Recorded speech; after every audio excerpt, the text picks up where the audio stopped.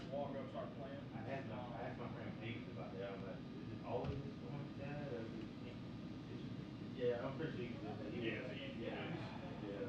But he was like, I know you're trying to hurt catch the fight. You're trying to do other stuff for one. But Well, I know Jackson's going to get him on the phone today to load the other personnel, and are they're they? going to Where do. are they? I know one. I know we put one back here. I Yeah, don't know what the other two. over there. Over there, we got left over. Yeah, They yeah. didn't go with speakers. No, no. Everything that was labeled spare, we left. My guy, they found the one. Hey, we've been robbed. No.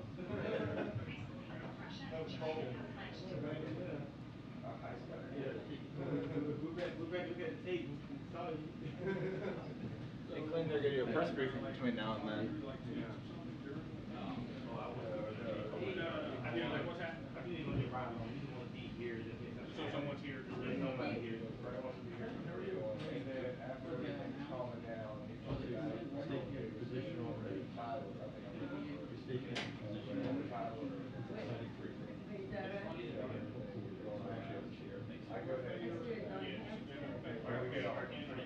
gonna need us tonight as well too. When the market guy come in, so more stuff not still. The market guy, they got more work to do. I just don't know until the wrong table or something stupid. Yeah, see, we put on the default auction yesterday, and shoved it. That came out, and I was like, my guys are looking for mess up anything. Because we were troubleshooting a bunch of stuff. We don't do troubleshooting wire issues, sometimes frozen issues, but it just kept going. So, I don't know. Yeah, it's gonna be a jack.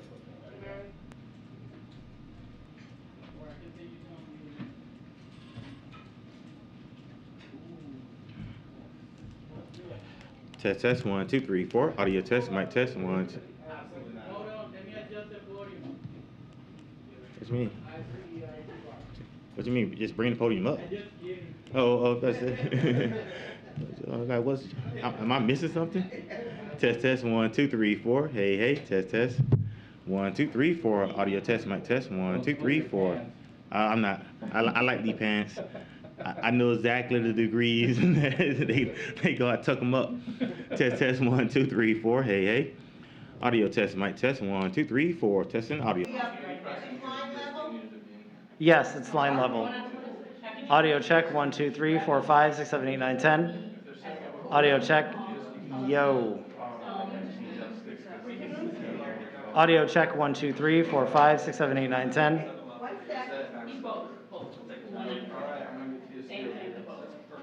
Yep. So we need different sticks. These are too tall for the teleprompter. Can I do an escort? Audio check, 1, 2, 3, 4, 5, 6, 7, 8, 9, 10. Audio check. You need me to keep going, Ayers? 1, 2. We need regular ABC sticks. I'm sorry? Audio check, 1, 2, 3, 4, 5, 6, 7, 8, 9, 10. Regular ABC sticks. 1, 2, 3, 4, 5, 6, 7, 8, 9, 10. So we're going to the up at the podium, you know, near level. Audio check, 1, 2. Okay, thanks, Greg. 1, 2. Yep. I think. Yep. It's a bit wrinkled. Audio check. Fujifilm, Fujinon. Midwest, Illinois. Never heard of it. Deerfield Road. That's pretty booming. You have room up and down. Yeah, I've never heard of it. Yeah, I don't know. I've heard of Virginia though. A little bit. Just over there.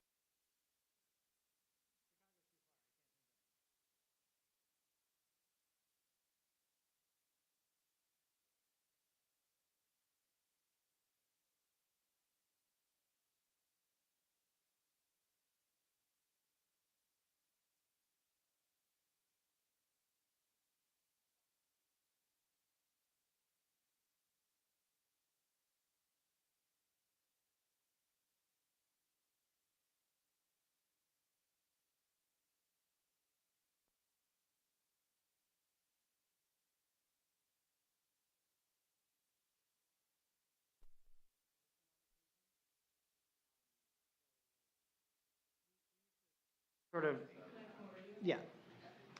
We used to sort of like check in with them every time we came in, and then basically they were like, you don't have to, and then the press reset, like technically they're supposed to be in here with the idea that we would I've just never had, what are it, TST? TSD, Technical Services Division, they just do the sweeps and stuff. Yeah. So if he's correct that they have to be in here, and it's their prerogative to make new rules and stuff, but then we can't not set up with a statement, you know? Yeah, you guys don't need TST, it's just the press. They say that, but Yeah.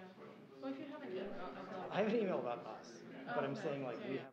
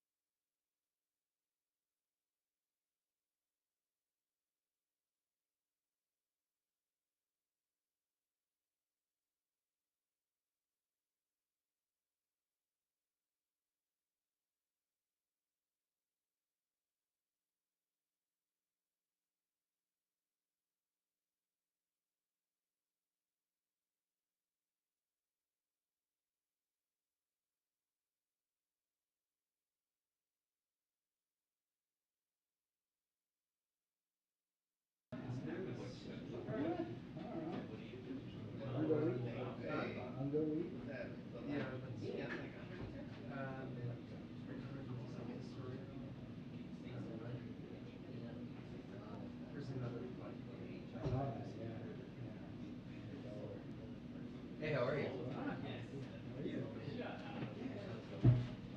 Doing a little rotation on the White House today.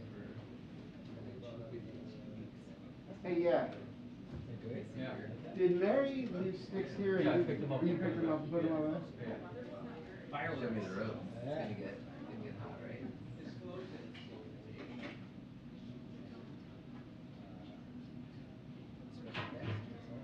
Yeah.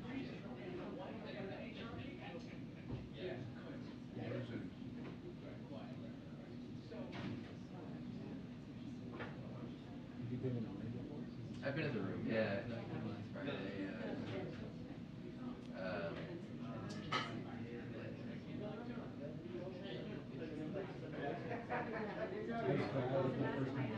a rotate?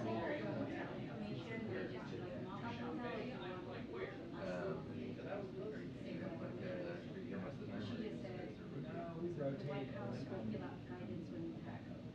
We have like a evening week. Right. Yeah. Saturday. So yes, we have like one person this week. Yeah. So should we just go ahead? Like, I'm nervous, but I don't want to. That I see as being a problem. Yeah. No, I mean, like, Right. Don't want them to take away.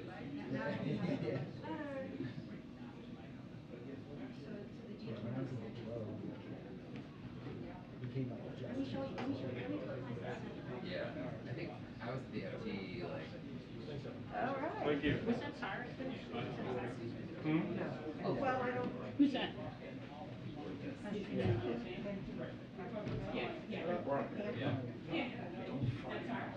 How you please say? A kid was playing soccer in Alexandria. Oh yeah? Well, we drove because when we left, for some reason we had to go some direction and we drove by Sherman. And we're not even there. We're not sure. We moved to like Aurora. So you guys are on the fields.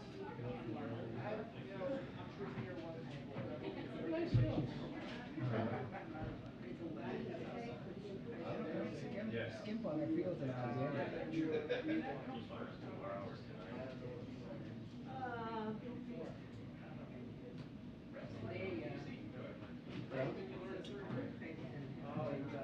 Take as much coffee. No, Just keeping it to yourself. Yeah. Have you ever done trade coffee? It's like Netflix coffee. Description. It's like a mirror. I've done a couple. Sends you. Yeah. Like a rotating. Yeah. We used to do craft coffee for a long time. Yeah. So It's old. it's similar like that. But yeah, so everything. During the pandemic, we just traveled. So for a while, I was doing like interview somewhere to buy and ship to me. The trade.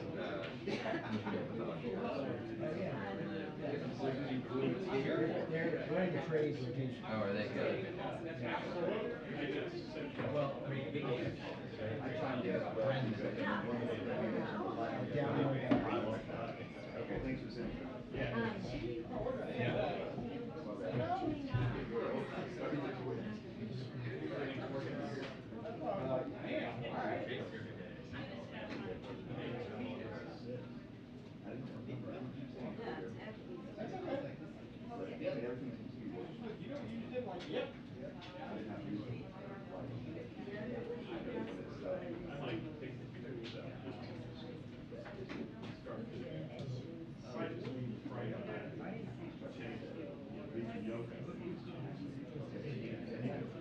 Yeah, I'll take some things out.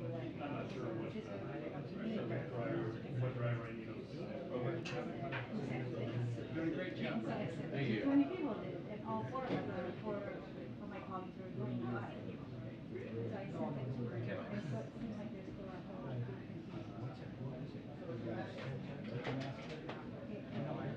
It's different than Boba Fett. Yeah, so it's like an automatic, like gets up to 205. It tries to mimic the world. But that's the nice part about it.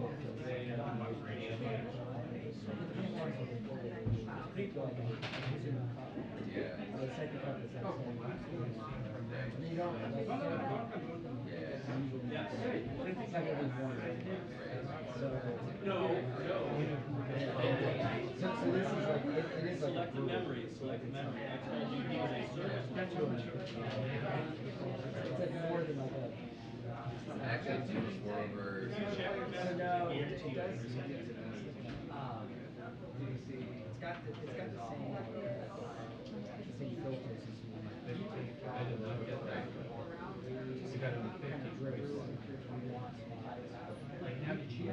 It doesn't have the blender, so you kind of have to like force it to Whatever the. You can start there, like rest. Yeah. I mean, that's just to obtain an account. But I have it. Yeah, usually it's too Did like. they put it back? They moved the speech up to one. But, yeah, I'm sorry, Michael. I apologize for all my people. Funky audio. It's not a good process. These are never good, no matter where you go. I know, but, I mean, everybody needs a life now. They want us to come, right, so we can. I mean, I would expensive beans. I think they could mark them up anywhere.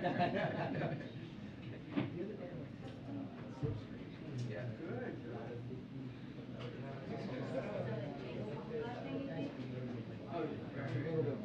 Like the more of it, they give you a little. It was last and name. then I went to It's great that slipstream.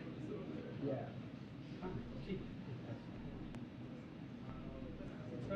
Yeah.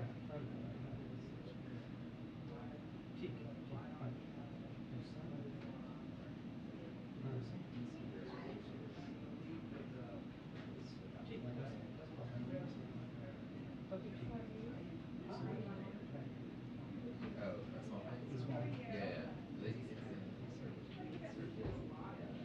just see ones. Right. Something soft. Sorry. Good, how you doing?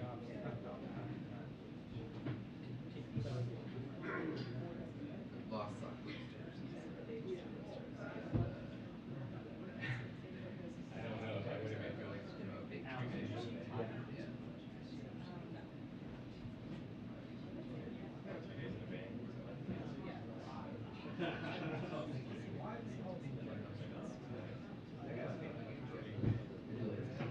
Yeah. yeah. You know,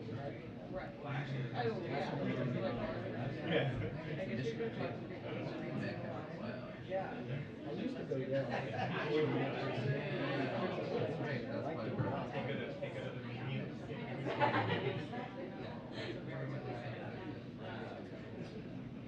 Yeah, I don't know. Because the guys who were mad, one of the guys who were mad. And I think they started. Maybe during the pandemic they split up. No, I mean, They didn't have a shop, but they well, they did. Like a block or two. And then one morning, they had a couple. It was back out. They weren't in They're Michigan, but like, yeah, that kind of truck. Okay. They moved here.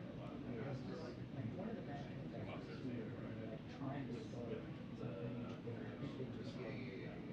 I guess.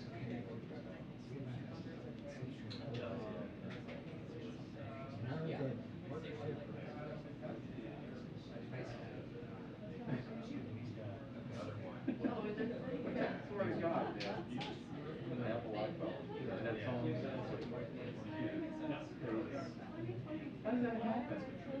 Yeah, I mean, I guess it's Bluetooth, but.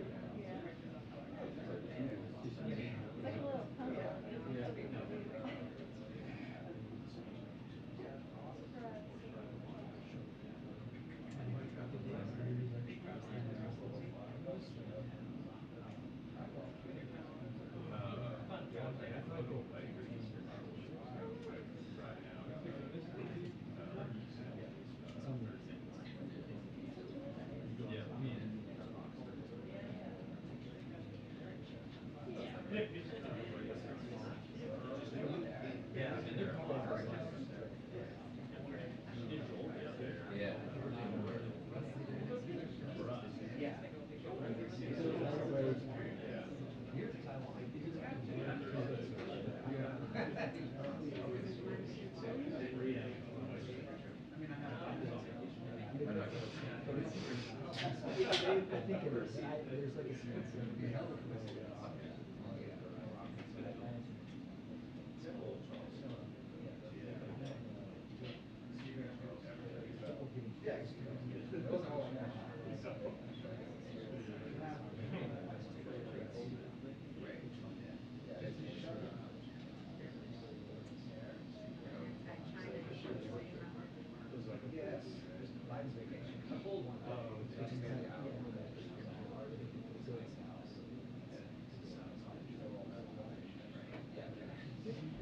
Get cars.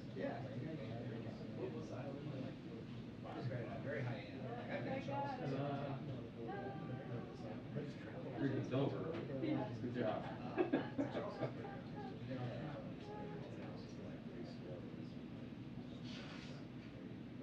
Not counting the stilts. The stilts? I didn't see these so much.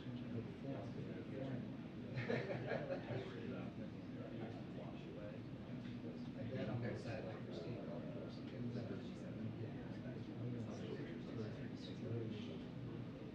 Oh, no, I don't think so. It was perfect. It's, wow. But I will definitely post anything about it. Anything. Professionally, yeah. As soon as it's posted, Nobody cared. well, like the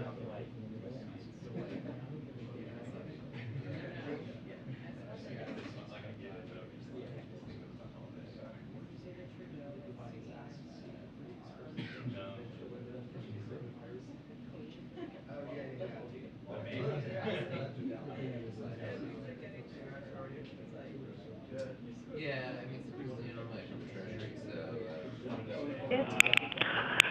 2 minutes to press briefing. 2 minutes to press briefing. Thank you. Got an email?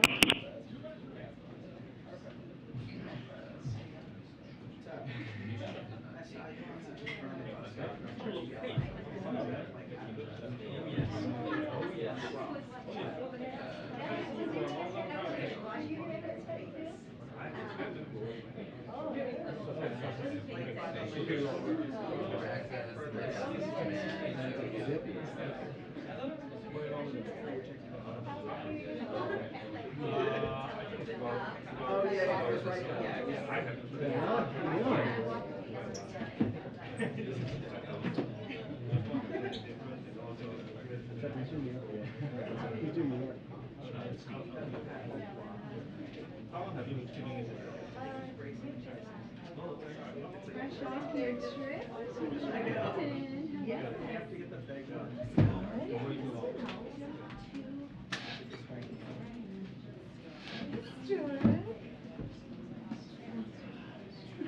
Bring in 7 years now? No, we like, That's what's hard about it. yeah, not a lot of time to like.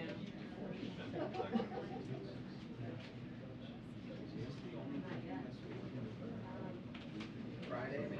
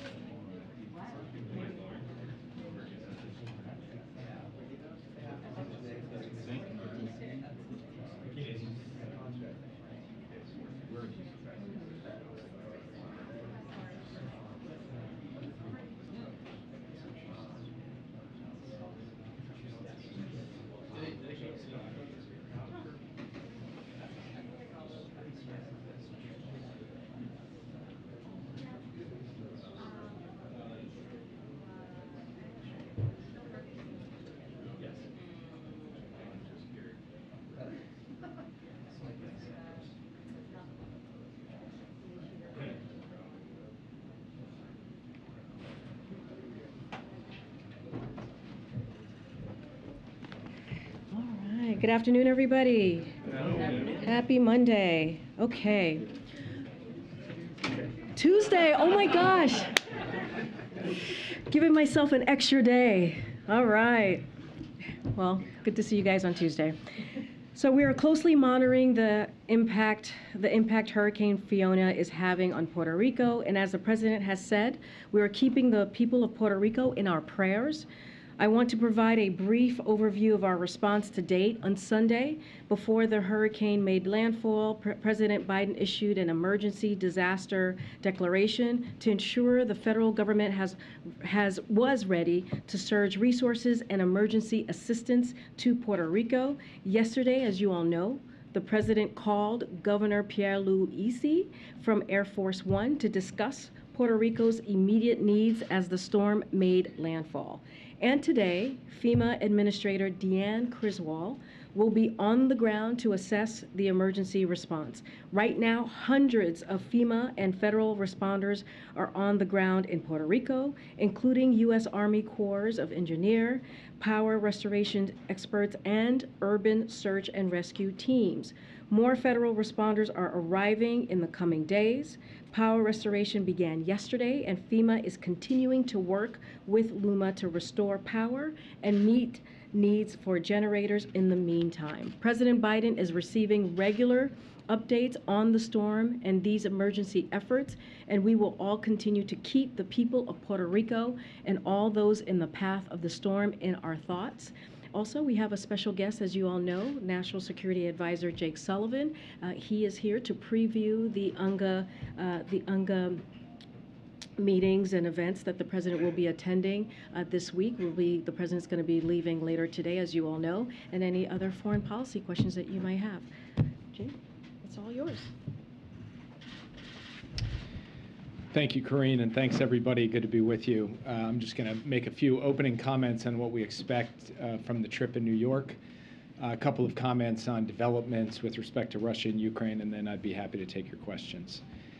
As you all know, this evening, President Biden will board Air Force One for New York to participate in the UN General Assembly tomorrow. And we believe that the President heads to New York with the wind at his back. We're making historic investments here at home. Our alliances are as strong or stronger than they have been in modern memory. Our robust united support for Ukraine has helped the Ukrainians push back against Russian aggression.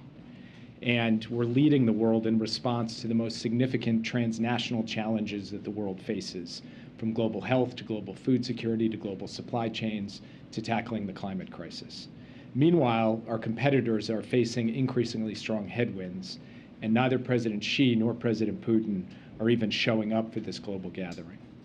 The President will deliver his speech before the UN General Assembly tomorrow morning. This is the traditional speech the President makes annually, in which he will describe his vision for American foreign policy and principled leadership in the world. Among other things, he'll offer a firm rebuke of Russia's unjust war in Ukraine and make a call to the world to continue to stand against the naked aggression that we've seen these past several months.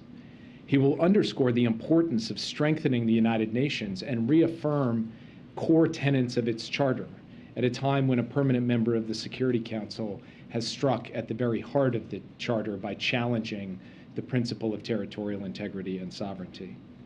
He will make significant new announcements about the U.S. government's investments to address global food insecurity. And he'll lay out in detail how the U.S. has restored its global leadership and the integrity of its word on the world stage by delivering on the promises that we make and that he has made as president on global health, on climate, on emerging technologies, and so much else. Throughout the day, the President will hold meetings with some of our closest allies, including his first bilateral meeting with new Prime Minister Liz Truss of the United Kingdom. In the afternoon, he will host the pledging session for the Global Fund to fight HIV/AIDS, tuberculosis, and malaria for the 7th Replenishment Conference. The Global Fund enables programs that prevent, detect, and treat the deadliest diseases that we face and ensure countries have the resources they need to build strong, resilient health systems within their communities for today and for the future. We expect that this pledging conference will produce a historic outcome in terms of the commitments made, financial commitments made by our partners and by the United States. In the evening, President Biden and the First Lady will host the Leaders' Reception, where they have invited almost every head of delegation from around the world, including some of those few remaining leaders that he has not yet had the opportunity to meet. In the context of the UN General Assembly, I'm also pleased to announce that the President is endorsing Doreen Bogdan Martin for the next Secretary General of the International Telecommunications Union. Ms. Bogdan Martin possesses the integrity, experience, and vision necessary to transform the global digital landscape. The next Secretary General of the ITU will play an important role in making sure that our digital future is inclusive and accessible for everyone, especially in the developing world.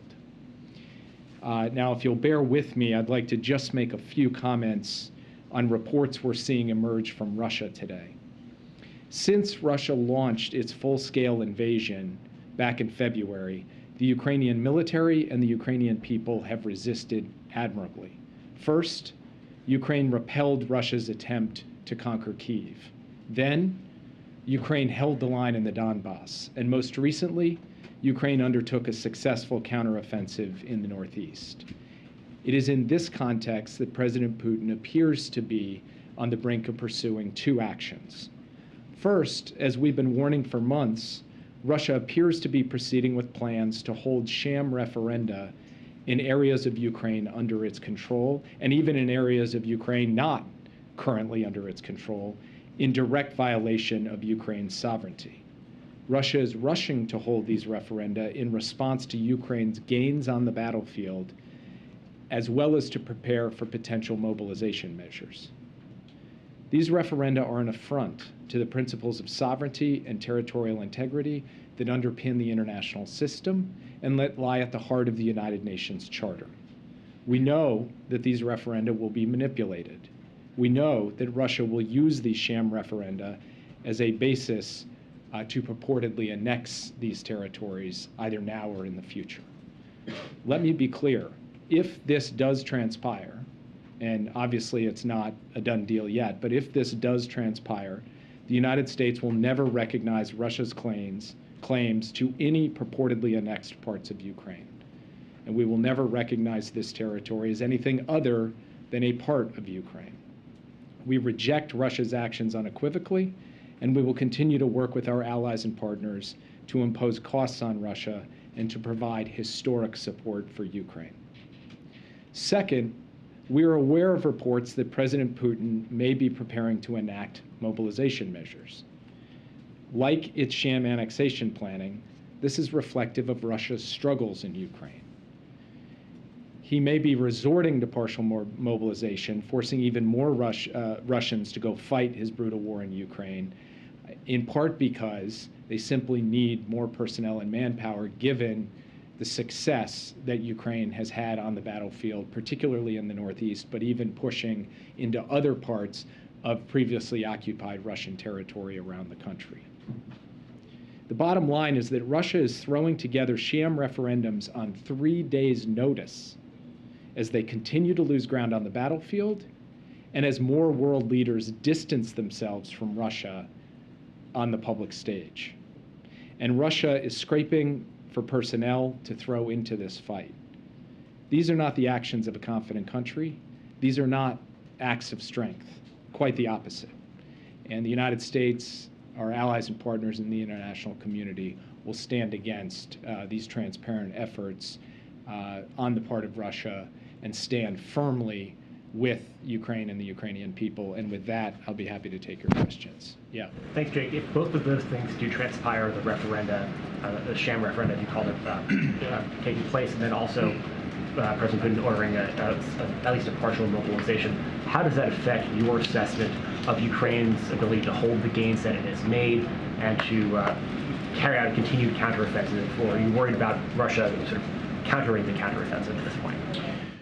Well, Russia has made clear that it is going to continue to try to fight, but holding sham referenda that the whole world and everyone who are in those territories recognizes as being shams is not going to actually strengthen Russia's hand on the battlefield. And in fact, we continue to see day by day the Ukrainians applying pressure against Russian positions, both in the northeast and in the south. We expect that to continue in the days ahead. And we continue to supply Ukraine with the weapon systems that we believe it needs to be able to successfully prosecute those offensives, including an announcement of more than $600 million in weapons just last week, up to a total of more than $15 billion at this point. That being said, nobody is resting on the laurels of the recent Ukrainian successes. The Ukrainian military is both preparing to consolidate the gains it's already made, continue to try to make further gains, and defend against potential Russian counterattacks in various places.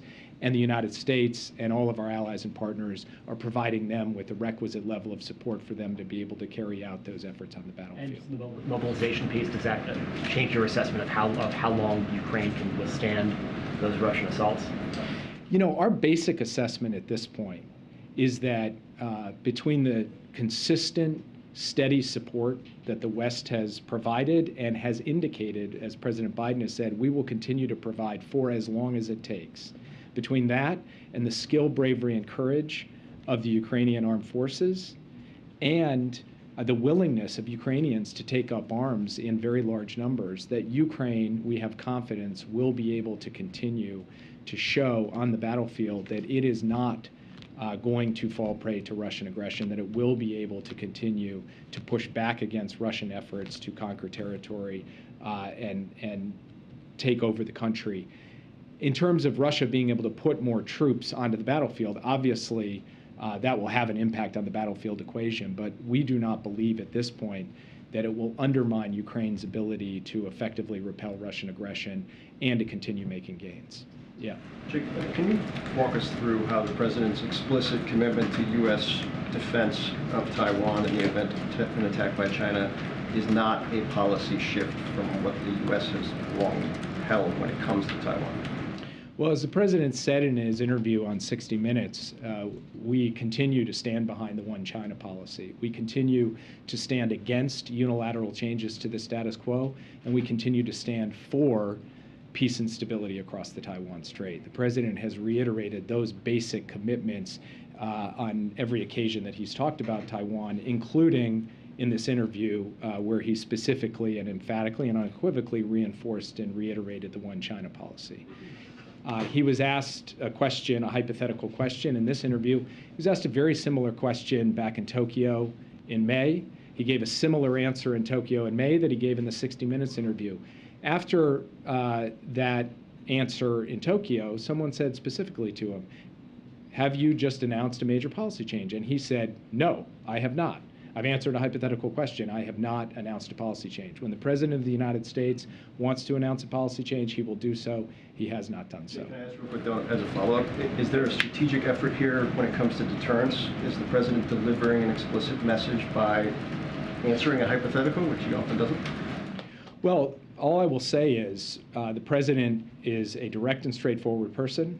He answered a hypothetical. He's answered it before in a similar way, and he has also been clear that he has not changed U.S. policy towards Taiwan. He stands behind the historic U.S. policy towards Taiwan that has existed through Democratic and Republican administrations and has helped keep peace and stability across the Taiwan Strait for decades. Yeah. Jake, assuming that this situation in Ukraine is going to be solved at a negotiating table in a diplomatic manner, is your expectation that these referenda will shift that conversation in some way and give Russia maybe more leverage when those conversations happen?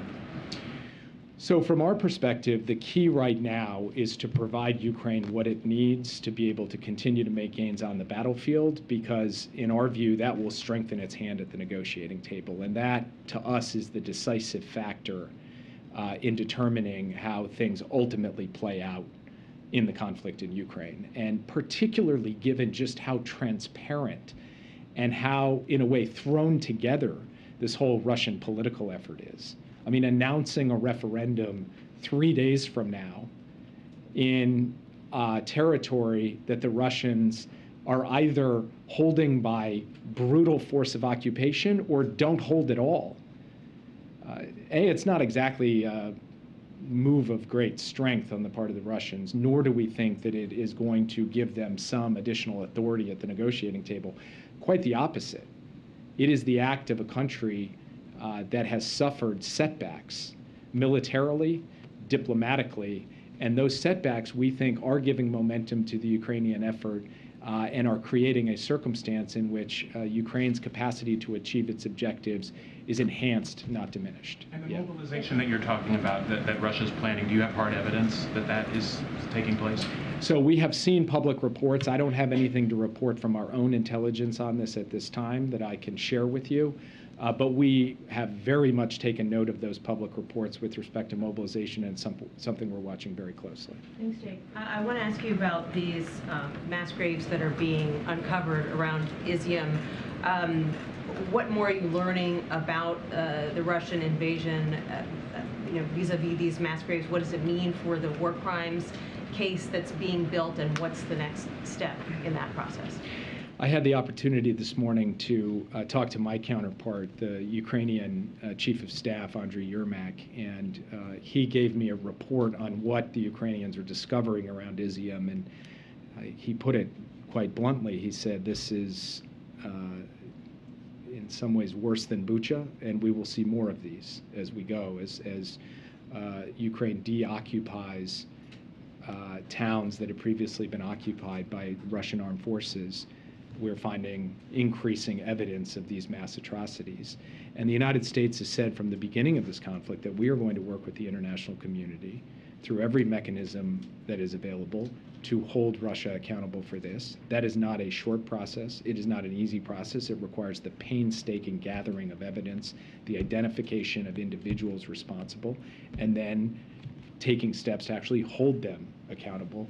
But we are committed to that process, and we're committed to seeing it through as a critical part of our overall strategy towards Ukraine. And then you mentioned the 60 Minutes interview. The president was also asked in that interview whether he had been briefed on the top secret documents at Mar-a-Lago, and he said he had not been, but that his administration is aware of all that, and so is the National Security Council. So as the National Security Advisor, have you been briefed on the potential ramifications of these top secret documents being stored the way they were at Mar-a-Lago?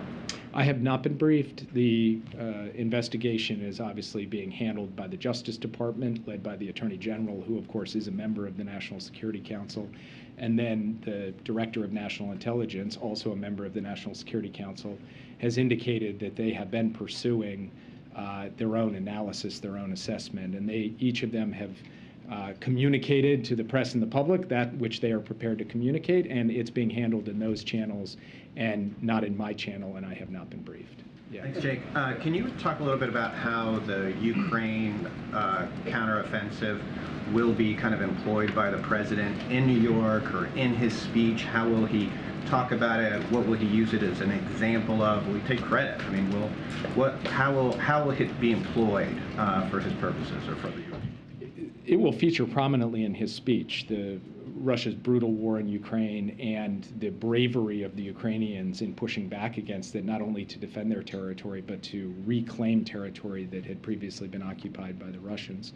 The main thrust of his presentation when it comes to Ukraine will really be about the United Nations Charter, about the foundational principle at the heart of that charter that countries cannot conquer their neighbors by force, cannot seize and acquire territory by force.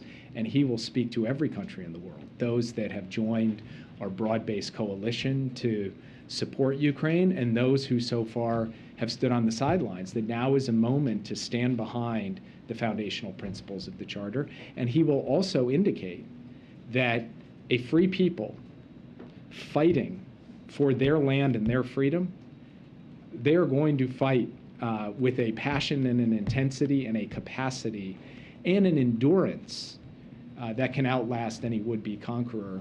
And that is part of what he is going to want to communicate in a larger presentation he's going to make about an international system rooted in a core set of principles that work for all countries and that pushes back against aggressors who seek to threaten, coerce, and intimidate their neighbors or to violently attack them. Thank you, Jake. Just to follow up on Franco's question, specifically on strengthening the UN Charter, but specifically on the United Security Council, will the President be speaking on that? I know that Ambassador Linda Thomas-Greenfield has laid out a series of principles in terms of finding consensus to expanding the Security Council, but where is the President on this issue in terms of expansion and in terms of veto power? I expect that the president will speak substantively to the question of UN Security Council reform while he's in New York. Whether he does so publicly or whether he communicates privately with the Secretary General and others, we're still working through today. But I think this will be on the agenda, and you may very well see him make a public statement that is more specific than the principles that Ambassador Thomas Greenfield has laid down, though, of course, completely consistent with them, and we will reinforce those principles in all of our diplomatic engagements. Iran, please, can we have the administration's reaction to Elon Musk seeking exemption to Iran sanctions on Starlink?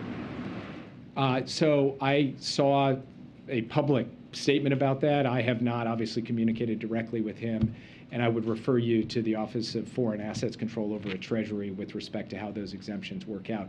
We have, of course, in the past, provided for various forms of exemptions for the Iranian people's ability to communicate with each other and with the world, but I can't speak specifically on that case because that has to be handled through appropriate procedures at the Treasury Department. Can we go back to Ukraine? Yeah. In Samarkand, on the sidelines of SCO summit, India's Prime Minister Narendra Modi bluntly told the Russian President Putin that this is not the time for war in Ukraine.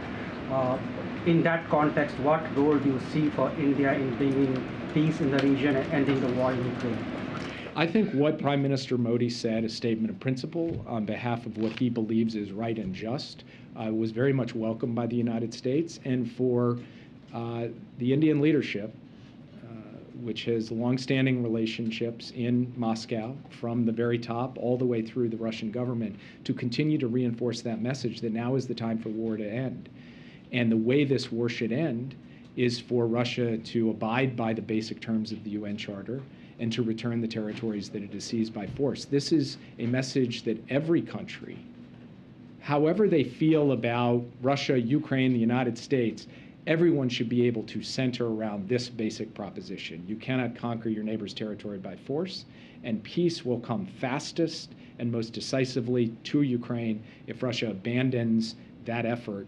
And we would like to see every country in the world making that case. They can do it publicly if they like, they can do it privately if they like, but sending that clear and unmistakable message to Moscow at this time is the most vital thing I think we can collectively do to produce peace in that region. Yes. One on food security. Can you talk about what President Biden's going to announce tomorrow in terms of aid? We've heard reports about $100 million to Africa, and what can be accomplished at UNGA to bring down food prices, which continue to be really elevated despite various action plans? So the U.S. is actually a co-host of a significant food security event today. The president had hoped to be able to go to it, but because of the Queen's funeral, he was unable to make the scheduling work. We're going to make very robust financial commitments on humanitarian assistance, significantly greater than $100 million. In addition, we're going to work on financial facilities to help, so beyond just the money for humanitarian assistance, to help build agricultural systems and resilience in the developing world, in Africa and Latin America and other places. In addition to that, the president will be pressing for the elimination of export bans and of hoarding so that there is a better supply of food to the world market and overall prices come down. And then finally, he will be very focused on the nexus between climate and food, because the impacts of climate change on the agricultural land of many countries in many parts of the world is significant and severe. And through some combination of technology and adaptation, we believe we can help protect that land so that we can continue to get the level of food production necessary to reduce global food insecurity. He'll speak to all of those things, both with leaders in New York, and he will have a robust section of his speech devoted to global food security as well. Yeah. Hey, Jake, I wanted to try one more time on the UN Security Council question. Is there any discussion of removing Russia as a permanent member of the Security Council? You've mentioned that their actions were unbefitting and violating the charter. So I don't know if the United States is taking the next step, or if that's among the things that President Biden might raise tomorrow. It is not something that he is going to raise tomorrow, although I think the world can see that when a permanent member acts in this way, it strikes at the heart of the UN Security Council, and so that should lead everyone collectively to put pressure on Moscow to change course. Yeah. Can you tell us any more about the president's meeting with Brittany Griner and Paul Whelan's families here at the White House? Has that moved the needle at all? And how will the president incorporate them in that call for their release into his meetings and conversations in New York? Will that be a public message, or will that be in more private conversations?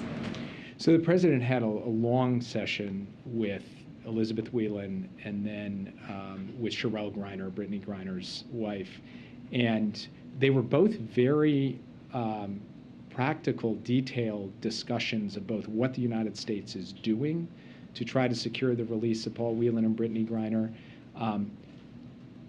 what the family members can do to raise the profile of these cases, and also to try to rally the world to send a clear message to Moscow that it is time to end the unjust detention of these two individuals.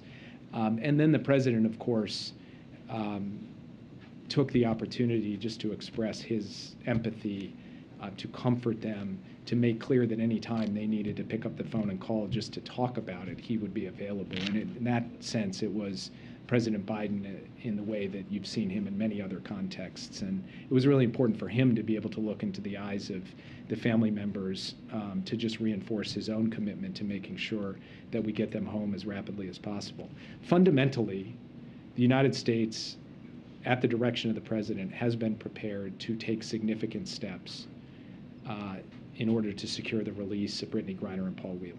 We have communicated that to the Russians. We've had direct discussions with the Russians on it on a regular basis over the course of the past few months. Those conversations are continuing. I won't say more from this podium about the precise details and nature of them, so I can protect the possibility that they will succeed. But the bottom line is that President Biden is prepared to take hard decisions to get them home. The Russians understand what we are prepared to do. And from our perspective, it really is up to Moscow itself to then take the hard decision to actually move forward with this. And we will continue to keep you posted as things develop and as those conversations continue at multiple levels, including through channels between the White House and the Kremlin. Is the president planning to tell world leaders that his view is that the pandemic is over? Is that the message on the world stage?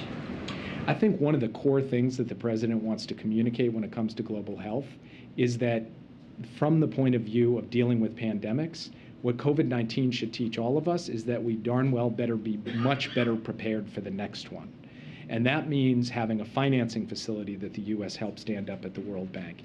It means making sure that we are more rapidly developing vaccine manufacturing capability in the rest of the world. It means that we have to be able to move testing and treatment to a much larger and more rapid extent than we have so far. And he will talk in his speech at the UN about the need for the world to learn the fundamental lessons of COVID-19 so that we never again face a circumstance like we did over the course of the past 2 years. It sounds like that the main theme of this speech is going to be on the core principles of the international order rather than his past theme of democracies versus autocracies. Is that a shift in framing, and is that because you think that's an argument that might be more persuasive to other countries? So this is a speech by President Biden to the world. I can promise you that he will talk about his support for democracy and his belief that democracy and not autocracy is the model that best delivers both for its own citizens and against transnational challenges. That will continue to be a hallmark of President Biden's foreign policy and a hallmark of any major address that he gives around it. He will also say that for every country in the world, whether they're a democracy or an autocracy, they've all signed up to the principles of the UN Charter. So this is not, in our view, a shift or inconsistent with the proposition that democracy is the right system to actually deliver at the end of the day. But it is a way to speak to every country gathered in that hall, including countries who recently have come out and expressed more concern or more distancing from Russia, to say, whatever you believe on X issue or Y issue and whatever your current form of government, everyone should be prepared to stand together on the basic underlying principle of the UN Charter. And in that respect, he is both going to be able to set out a vision for how democracies can deliver for the world and what that world looks like, a world of greater human rights and human dignity, and also be able to speak collectively to the entire body about an issue of immediate, urgent global security significance. Jake, I wanted to ask you about the president's meeting tomorrow with British Prime Minister Truss. She indicated on her way to New York today that a U.S.-UK trade deal is years away. Was that a surprise to you guys, and what's your reaction? And then can you preview some of the meeting tomorrow, particularly what the president might say about Northern Ireland and the post-Brexit talks there? So first on a U.S.-UK trade deal, I didn't hear her say that, but it's not a surprise to me because free trade agreements take a long time to negotiate. I mean, if you look back at the record of them, that would just be a fair statement of reality about the sheer level of detail into which one must go to complete a comprehensive free trade agreement. And that's doubly true with respect to a potential U.S.-UK trade agreement because, as President Biden has said many times, he's looking to move beyond the old model of an FTA to a model that is actually more geared to today's economic realities and to the lessons of the last 30 years. So that's going to require its own work as well. With respect to the bilat tomorrow, I do think that they will talk about the economic relationship between the U.S. and the UK. They'll talk about the current energy picture facing Europe and the United Kingdom, as well as the United States. They'll, of course, talk about the war in Ukraine, where Prime Minister Truss has indicated her robust and unwavering support for Ukraine's sovereignty and territorial integrity.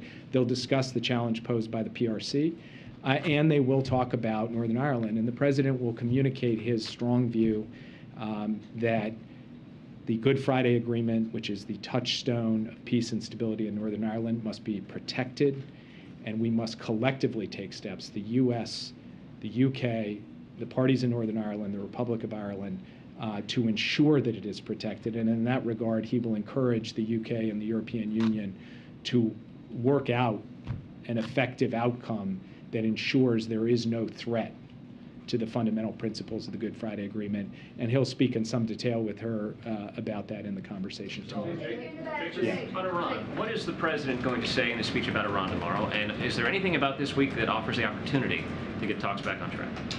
He's going to communicate what he's been saying for quite some time, which is the United States has been prepared for a mutual compliance for compliance return to the JCPOA. And if Iran is prepared to be serious about fulfilling its obligations and accepting that formula, we could have a deal. And you've heard the same thing, incidentally, from the Europeans, who have made clear that there is a deal on the table and the ball is in Iran's court. I do believe that there will be multiple opportunities for us to consult with the other members of the P5+1, especially the Europeans, while we're in New York. And Iran, of course, will be having its own engagements, not with any of the American delegation, but with other delegations, including the Europeans. We'll see if anything comes of that. I don't expect a breakthrough in New York because it's not the main venue for moving the JCPOA forward, but we'll see what happens. I'll take one more question. Is Iran invited to the leaders' reception or not? I'm sorry? Is Iran invited to the leaders' reception or not? Given the latest border arrest numbers and the large number of Cubans among those, is the administration planning on resuming migration talks at all with Cuba? We have actually had a series of discussions with the Cuban government about getting visas restarted, which has been previously announced that the United States is providing a significant number of visas for Cubans to be able to come directly from Cuba to the United States and not make the harrowing journey. And we will continue to engage with them on the question of migration. I would make a larger point here, which is that I think the American people need to understand that a significant part of the reason why we're seeing an increase in the number of people who are coming to America's southwestern border is because people are fleeing three repressive dictatorships: Cuba, Venezuela, and Nicaragua. And citizens in those three countries are struggling under the weight and yoke of the repressive governments of those three countries, and they are trying to get out. And that's what makes it so challenging for someone who works in the national security space to see anyone from one of those three countries, from Venezuela or Cuba or Nicaragua, be treated as some kind of pawn, because these are people who are trying to escape brutal dictatorships. Now, from the U.S.'s perspective, we will step up to our responsibility to help the citizens of those three countries, but we also believe that this is a region-wide responsibility. So what you will see in the coming weeks is an enormous amount of intensive diplomacy as we work with all of the countries of the region to do their part to help deal with the migration issues coming out of Cuba, or Nicaragua, and Venezuela in particular. Thanks, guys. I'm sorry, I'm getting the yoke, so. All right, fine, just quickly on Iran. All right, And the demonstrations that are happening in Iran right now with respect to Masha Amini, I wonder if you could just quickly comment on that. Yes, in fact, I sent out a tweet very shortly after the reports emerged of this shocking event. And from our perspective, it is a reflection of the complete repression and brutality of a regime that a woman simply seeking to exercise her basic rights could die in this way.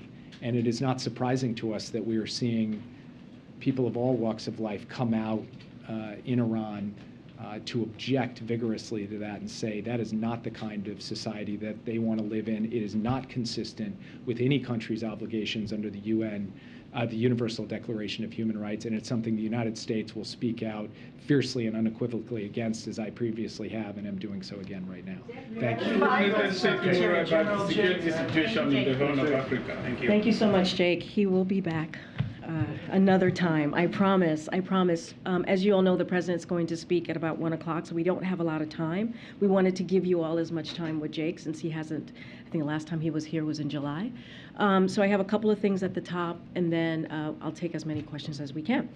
As you all know, at 1:45, President Biden will deliver remarks on the Disclosure Act, which Congress will be voting on this week. The Disclosure Act would create new disclosure requirements for campaign-related spending by super PACs, corporations, unions, political organizations, and others. President Biden will speak about the importance of protecting our democracy by getting dark money out of our politics and closing off loopholes that allow foreign entities and powerful special interests to influence our elections and courts. President Biden believes that our democracy must serve all people equally and that Republicans should join Democrats this week in passing this bill. Speaking of ensuring democracy serves all people equally, today marks National Voter Registration Day. Today, we encourage all eligible Americans to register to vote, as well as check their registration location and status. The right to vote is sacred in our country. Nevertheless, Republican-controlled state legislatures across the country have passed laws that make it harder to vote. Recent Supreme Court rulings have made it even harder to counter discriminations. The Biden-Harris administration remains committed to using every tool as its disposal to protect the sacred right to vote. Last year, on the anniversary of Bloody Sunday, President Biden signed an executive order directing an all-of-government effort to promote access to voting. President Biden and Vice President Harris also continue to urge the Senate to pass the Freedom to Vote Act and the John Lewis Voting Rights Advancement Act, and to change Senate rules to prevent a minority of senators from blocking action to protect this fundamental right. With that, Zeke, you want to take it away? Thanks, Frankie. Briefly, you mentioned situation in Puerto Rico. Does the president plan to visit and tour damage there?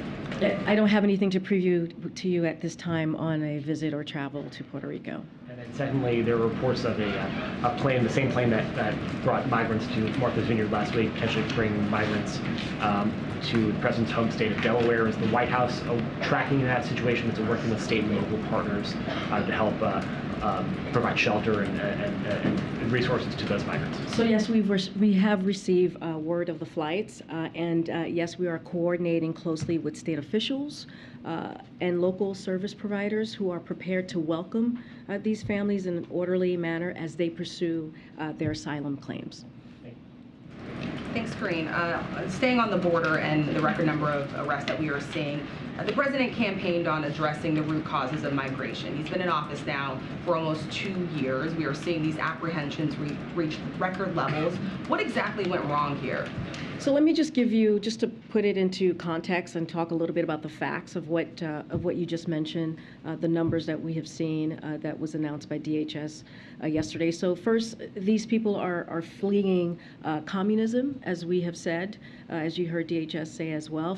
falling authoritarian regimes in Venezuela, Nicaragua, and Cuba are causing a new migration challenge across the Western Hemisphere. So what we're seeing is a new, definitely a new pattern. So not just our southern border as well, but our Western, clearly, hemisphere. But meanwhile, migration from Mexico and northern Central America has come down for 3 consecutive months and is down by nearly half. And what we saw the increase with Nicaragua, Venezuela, and Cuba is up by 121%. So there is a change in the pattern that we have seen most recently. But what we are doing, what we can to work with our regional partners to address this new challenge and process individuals as safely, orderly, and humane way. That is a campaign commitment that the president has made and continues to move forward with. But you have to remember that not everyone who arrives at the border gets to stay. There is a process in place that we have been moving forward with. You heard us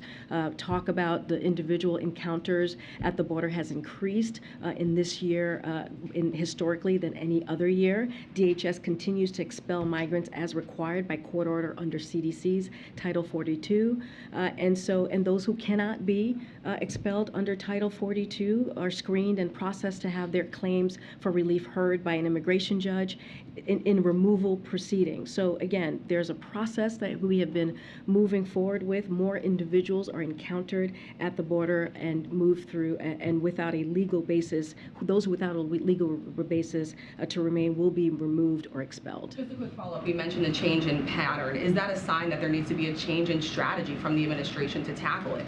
I think that what we have been able to do, again, more individuals encountered, yes, at the border, and with those without a legal process who remain are removed and expelled this year more than any other year.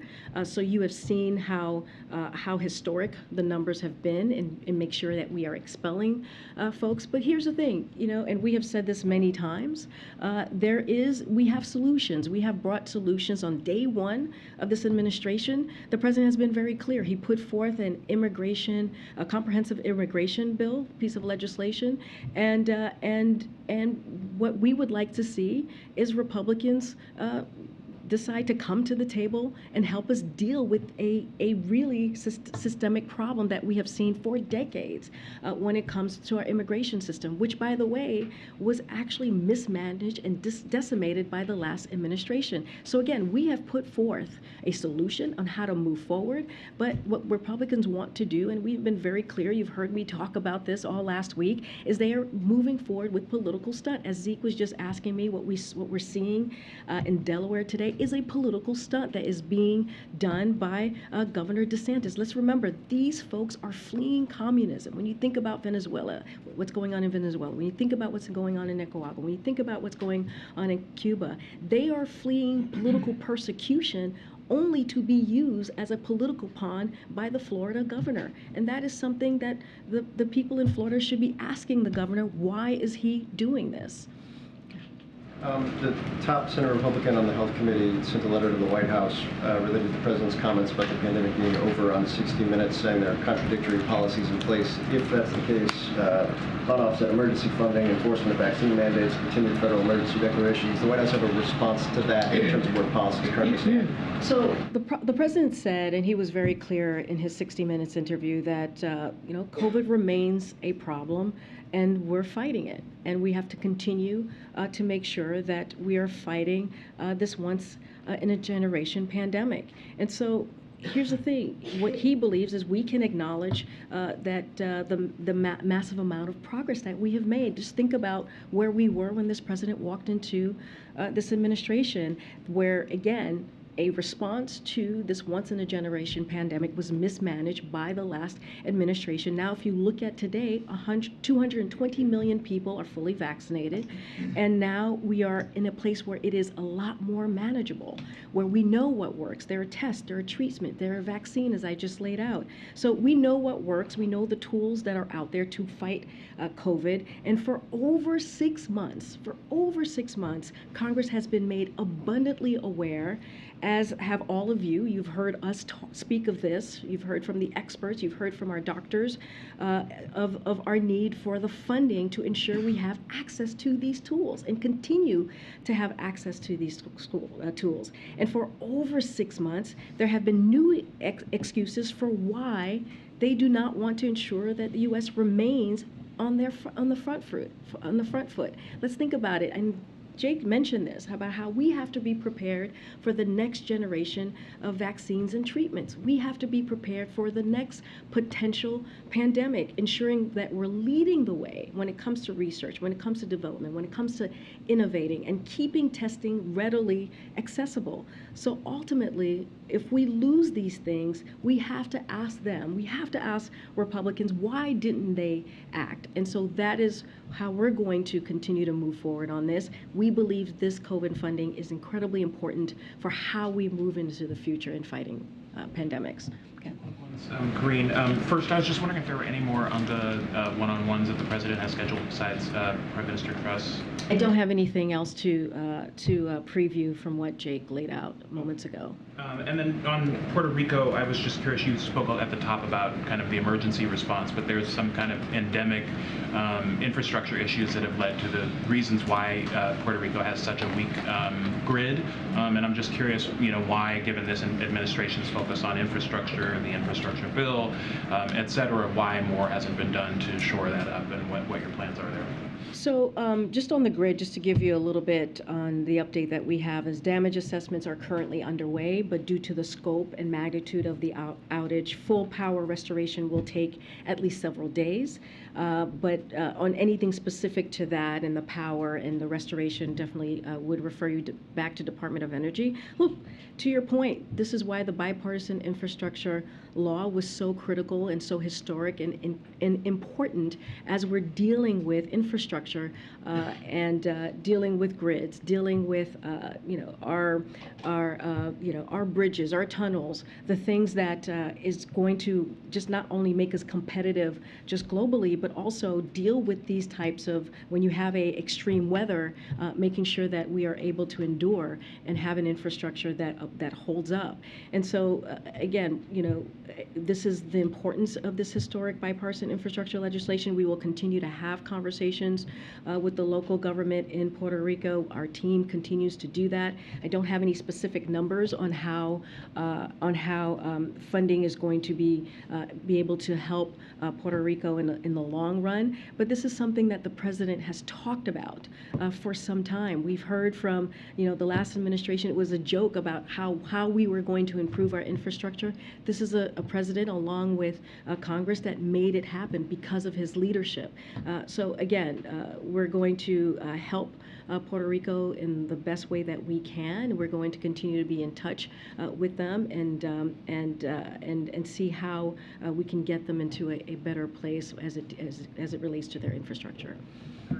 Hey, thanks, Corinne. You said that the White House had received word of the planes heading to Wilmington. Who have you received word from? And has Governor DeSantis or somebody told the White House about So this? I don't have the specifics of where we got word from. I can tell you that we've been closely coordinating with the folks in Delaware, the officials in Delaware. What I can tell you that our heads up did not come from Governor DeSantis, because his only goal is, as he's made it really clear, is to create chaos and use immigrants fleeing communism as political pawns. So it's about creating political theater for him. It's not about getting to a solution. We have a solution in front of us that we are happy to have bipartisanship on an issue that has been a broken system when we look at the immigration system. But certainly we did not get word from Governor DeSantis. Again, this is a political stunt, but we have been in close contact with the Delaware government. But we don't know who the White House got alerted to. I don't have specifics on on who alerted us. I can tell you we've been in close contact with the Delaware officials on the ground. Thanks, Corinne. Did the White House ever try to get in touch with Governor DeSantis or Governor Abbott about this to try to reach some type of understanding or a solution? I mean, there's no understanding to be reached. They are using people who are leaving communist countries as political stunt. Instead of maybe what they should do is call on their senators in their state, call on Senator Marco Rubio. Ask Senator Rick Scott, why is it that they did not vote for historic funding when it comes to Department of Homeland Security's making sure that we are dealing with this issue? That's not what they did. This is, again, a political stunt that they are taking for their own political narrative. It is not about really dealing with what is happening and coming up with a solution.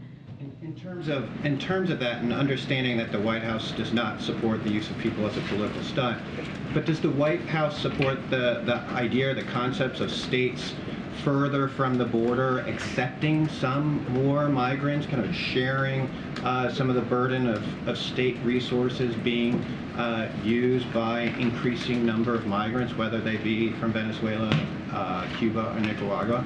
So the way that we see it is alerting Fox News and not city or state officials about a plan to abandon children fleeing communism on the side of the street is not burden sharing. That is not the definition that we see of burden sharing. It is a cruel, premeditated political stunt. That is not what that is what they are doing.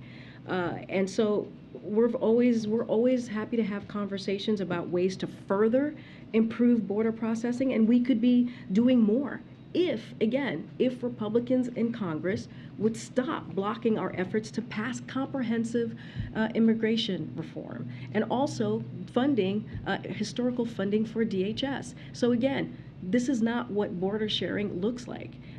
They have used the lives of people who are fleeing persecution from communist countries, using them as a political stunt. If the governors were more open about and transparent, would that be more acceptable? What we are saying is the president has put forward, on day one, he put forward a comprehensive immigration reform, ways to deal with what is at stake here, ways to deal with a broken immigration system. He put that forward on day one. And what we're asking is for Republicans in Congress to help us come up with a solution, to look at what this president put forward on day one. And they are not doing that. Instead, they're doing political stunts. I think I'm being pulled here. The president is about to speak, guys. Okay, thank you, everybody.